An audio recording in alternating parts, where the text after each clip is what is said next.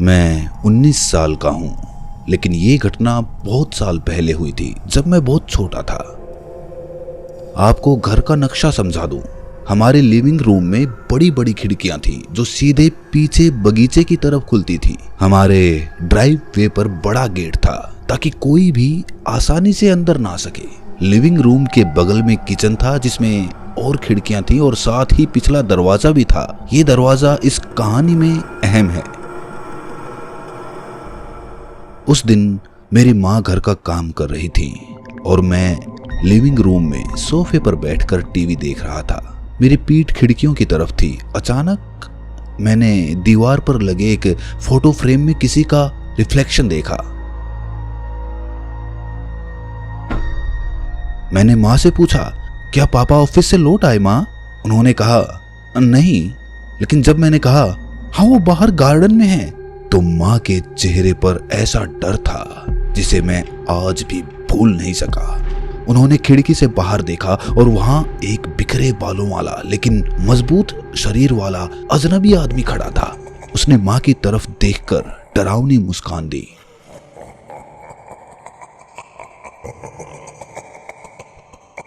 माँ ने उससे पूछा कि वो हमारे घर के आंगन में क्या कर रहा है।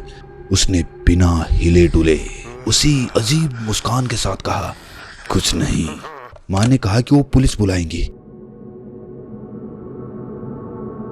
इस पर उसने शीशे के आर पार चिल्लाते हुए धमकी दी, अगर तुमने फोन उठाया तो मैं शीशा तोड़ दूंगा। माँ घबरा गई। वो समझ नहीं पा रही थी कि मुझे सुरक्षित रखते हुए क्या करें। तभी वो आदमी भागकर पिछला दरवाजा तोड़ने लगा, लेकिन शुक्र है कि वो हमेशा ताले से बंद रहता था। उसने चीखते हुए कहा, दरवाजा खोल दो वरना अंदर आने का रास्ता निकाल लेगा और हमें दोनों को मार डालेगा। माँ ने गुस्से में उसे भगा दिया। इससे वो और भड़क गया। उसने जेब से एक चाकू निकाला और खिड़कियों पर जोर जोर से मारने लगा। मैं उस समय बहुत छोटा था। मुझे लगा कि सच में पापा ही होंगे, इसीलिए मुझे समझ नहीं आ रहा था कि हो क्या रहा है। माँ ने मुझे पकड़कर सचमुच खींचकर सोफे से उठाया और सीढ़ियां चढ़कर ऊपर भागी।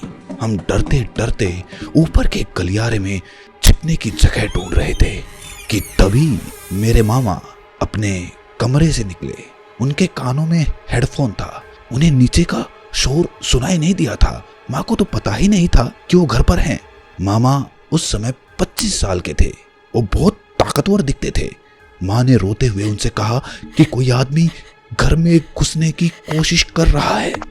तभी नीचे से उस डरावने आदमी की आवाज आई, मैं घर के अंदर हूँ, बोगी मैन आ रहा है तुम्हें पकड़ने। ये सुनकर मैं बुरी तरह डर गया।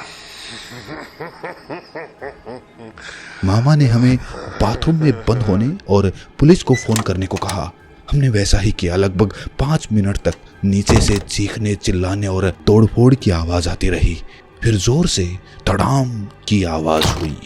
पुलिस आई और उन्होंने देखा कि वो आदमी खून से लथपथ पड़ा है और मेरे मामा उसे बुरी तरह पीट रहे थे। बाद में पता चला कि वो आदमी एक जाना माना पेडोफाइल यानी कि बच्चों के पीछे पड़ने वाला अपराधी था। इसी वजह से वो मुझे खिड़की से घूर रहा था जब मैं टीवी देख रहा था।